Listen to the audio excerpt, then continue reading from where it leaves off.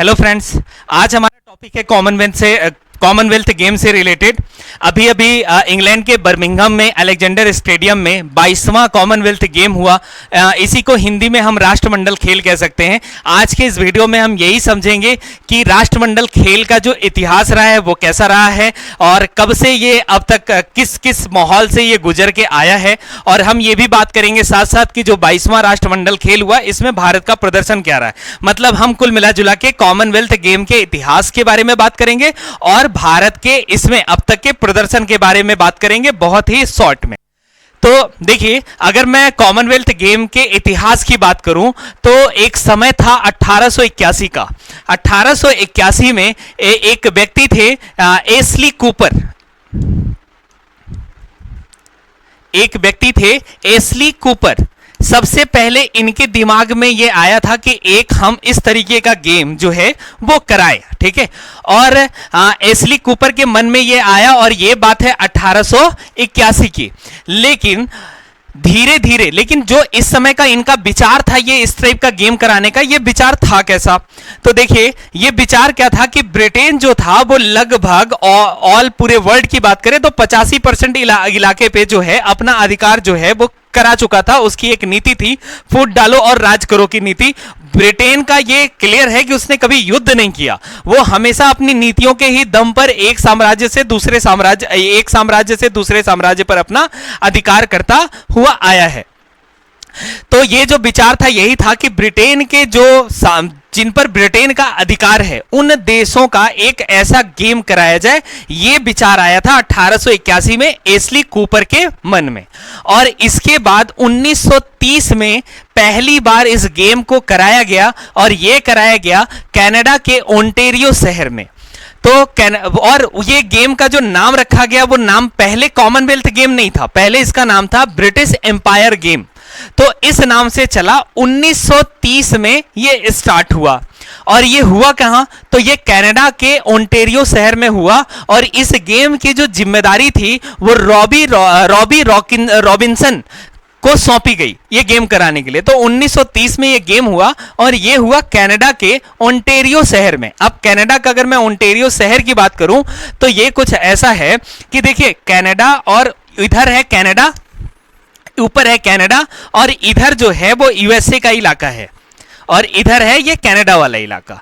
यहां पे इन दोनों के बॉर्डर पे 5 झीलें हैं। एक है ग्रेट सुपीरियर लेक, एक है मिशिगन, एक है ह्यूरोन, एक इरी और एक ओंटारियो। ये झीलें जो हैं ये यूएसए और कनाडा के बॉर्डर पर स्थित है। तो इसी में एक झील है ओंटारियो झील। इसी ओंटारियो झील के पास एक शहर है, इसका भी नाम ओंटारियो ही है। और इसी शहर में 1930 में पहला ब्रिटिश एम्पायर गेम जो है वो स्टार्ट हुआ। अगर मैं थोड़ा सा इस टॉपिक पे बात करूं तो ग्रेट सुपीरियर लेक जो है वो विश्व की पहली सबसे मीठे पानी की बड़ी झील है। इसके बाद ये मिशिगन है और ये ह्यूरोन है। ग्रेट सुपीरियर लेक और ह्यूरोन को एक नहर है, इस नहर को बोलते हैं हम सू नहर। सू नहर, ये नहर जो है इसको जोड़ता है। इधर जो है वो ह्यूरोन और इधर इरी और ये इसको ओंटारियो को जो जोड़ता है इसको बोलते हैं वेलैंड नहर। वेलैंड नहर ये जोड़ता है। और देखिए आप, इरी झील का पानी इतना तेजी से ओंटारियो झील में गिरता है कि एक जलप्रपात बनता है। जलप्रपात पता है कि वो पानी की धार जो बीच में कोई रुकावट ना हो और सीधा गिरे, तो वो एक जलप्रपात, एक फुहारे टाइप का बनाता है। इसी को हम लोग जलप्रपात बोलते हैं।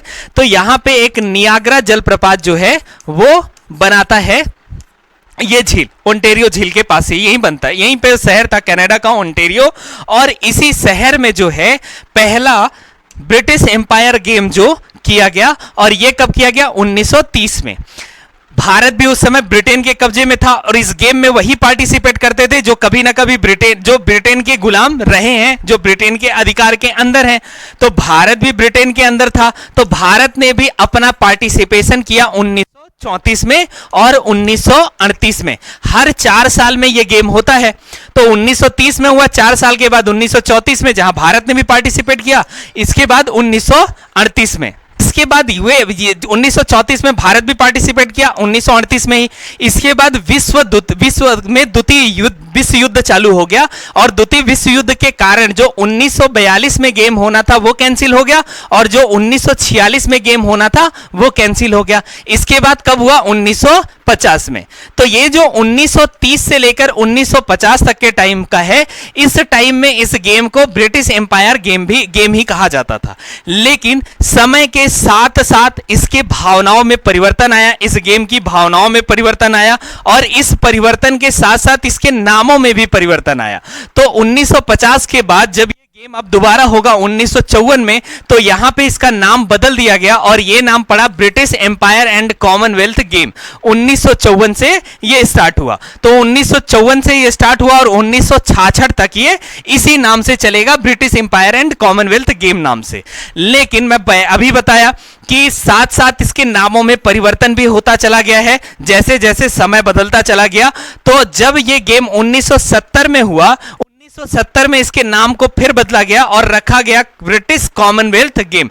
लेकिन इन तीनों नामों में आप देखिए तो आपको यह दिखेगा कि यहां पे कहीं ना कहीं ब्रिटिश साम्राज्य या ब्रिटिश प्रभुत्व जो है वो देखने को मिलता है। लेकिन जब दौर आया 1970 से लेकर 74 तक ये इसी नाम से चला, ब्रिटिश कॉमनवेल्थ गेम नाम से।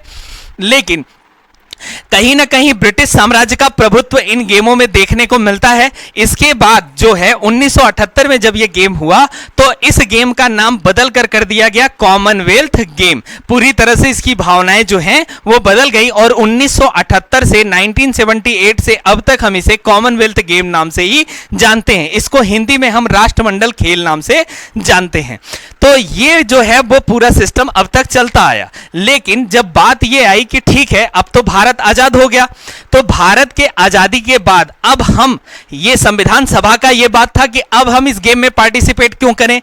तो बात ये आया कि इस पर पंडित जवाहरलाल नेहरू ने कहा कि ऐसा है, ये जितने भी देश पार्टिसिपेट कर रहे हैं ये इनका इतिहास कहीं ना कहीं एक जैसा रहा है, तो इनके साथ व्यापार में भी हमें मदद मिलेगी और शुरुआत से लेकर जो हमारा व्यापार है वो ब्रिटेन के साथ ही चलता आया है, तो ब्रिटेन के लिए, हमारे लिए ब्रिटेन के साथ भी संबंध जो है वो खराब नहीं होंगे। तो इन सब चीजों को देखते हुए संविधान सभा ने मई 1949 के बैठक में, आप देखिए 1950 में भारत का संविधान लागू हो गया, तो 1949 के बैठक में इसको मान्यता मिल गई और भारत जो है लगातार पार्टिसिपेशन करता चला आया है। अब बात यह आती है कि इतना, ये तो इतिहास रहा कॉमनवेल्थ गेम का कि कैसे कैसे चलता आया है। अब जो दूसरा टॉपिक है वो ये है कि इसमें भारत का प्रदर्शन जो है वो कैसा रहा। तो देखिए अगर हम बात करें तो ज्यादातर जो ये गेम है वो इस गेम ये जगह जगह पे होते गए हैं। भारत को भी एक बार कॉमनवेल्थ गेम की मेजबानी का मौका मिला था और ये बात है 2010 की।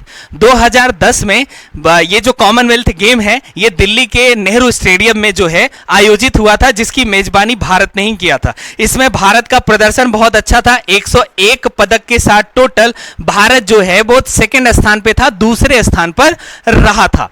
लेकिन अगर ये कौन सा गेम था, ये 19वां राष्ट्रमंडल खेल था, 19वां। लेकिन अगर हम 2022 की बात करें तो ये है 22वां राष्ट्रमंडल खेल है। और 2022 में की अगर हम बात करें तो इसका जो थीम था, अगर हम 2022 में बात करें राष्ट्रमंडल खेल की, तो इसका जो थीम था वो कुछ इस तरीके का था, और से हाई टू पेरे, से हाई टू पेरे, पेरे इसी को बोला गया, ठीक है, ये इसका थीम था। और 2022 का ये जो गेम हुआ, इसमें भारत का जो है वो चौथा स्थान था। इसमें भारत का जो है वो चौथा स्थान था।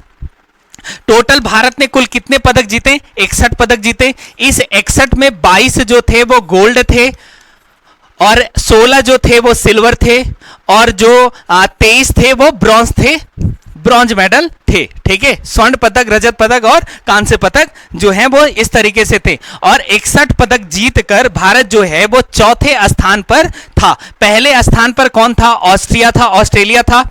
दूसरे स्थान पर कौन था? इंग्लैंड था। और तीसरे स्थान की मैं बात करूं तो तीसरे स्थान पर कनाडा था। और चौथे स्थान पर बात करें तो चौथे स्थान पर जो है हमारा इंडिया था। ठीक है, तो ये चौथे स्थान पर इस बार रहा 61 पदक के साथ जीतकर। भारत में सबसे पहले कॉमनवेल्थ गेम की बात करें तो सबसे पहला गोल्ड मेडल जो है वो किसने जीता था, तो वो मिल्खा सिंह ने जीता था, जिनको हम फ्लाइंग सिख के नाम से जानते हैं। आप देखिए तो कॉमनवेल्थ गेम में सबसे अच्छा, आप भारत का अगर एग्जैक्टली भविष्य वो युवाओं के हाथ में होता है, और युवाओं के हाथ में जो भारत का भविष्य होता है, अगर इसे आपको देखना है, आप देख लीजिए जितने भी गेम होते हैं उसमें जो आप देखिए 20 से जो ऊपर के एज होते हैं, जिस एज में ये अच्छा खासा प्रदर्शन करते हैं, जिसमें भारत का नाम भी रोशन होता है। देखो जब एक खिलाड़ी भागना शुरू करता है ना, जब एक खिलाड़ी भागता है ना तो आखिरी तक भागता है, वो बीच में रुककर नहीं देखता कि वो जीता या हारा। किस्मत का रोना वही रोता है जो आलसी होता है, जो मेहनत से भागता है। जो मेहनती होता है वो अपनी किस्मत खुद लिखता है। और बाज अपना हुनर, याद रखना, बाज अपना हुनर तभी दिखाता है जब हवा तूफान जो है वो तेज हो। तो खिलाड़ी की तरफ भागना शुरू करो, आप भी एक एम में हो तो खिलाड़ी की तरफ भागना शुरू करो, और बीच में रुककर ये फैसला मत करो कि आप जीते या हारे। ये फैसला आखिरी का है और आखिरी पर छोड़ दो। तो इतना ही जो है वो ब्रिटेन का कॉमनवेल्थ गेम का सीन जो है वो रहा है। लेकिन इन सब में अगर हम एक बात देखें तो अगर हम भारतीय इतिहास को पढ़ते हैं तो अभी मैंने बताया कि ब्रिटेन के कब्जे में हो, लेकिन जब भारतीय इतिहास पढ़ते हैं तो हम कहीं पे ब्रिटेन पढ़ते हैं, कहीं पे ग्रेट ब्रिटेन पढ़ते हैं, और आज की अगर हम वर्तमान स्वरूप की बात करें तो हम इसी को यूनाइटेड किंगडम पढ़ते हैं। तो ये जो नामों में परिवर्तन आते चला गया ब्रिटेन के उस पे, तो ये कैसे आया और इसके पीछे का जो तथ्य था वो क्या था, तो इसके बारे में जो हम चर्चा करेंगे वो नेक्स्ट वीडियो में चर्चा करेंगे कि ब्रिटेन जो है वो यूनाइटेड किंगडम तक का सफर वो कैसे तय किया। तो इसके बारे में जो चर्चा होगी वो नेक्स्ट वीडियो में होगी। अगला वीडियो जो है वो इसी पे आएगा कि ग्रेट ब्रिटेन और यूनाइटेड किंगडम, इनके बीच में डिफरेंस क्या है, किसे हम ब्रिटेन कहते हैं, किसे ग्रेट ब्रिटेन कहते हैं और किसे हम यूनाइटेड किंगडम कहते हैं। तब तक के लिए ध्यान रखें और मस्त रहें। Thank you.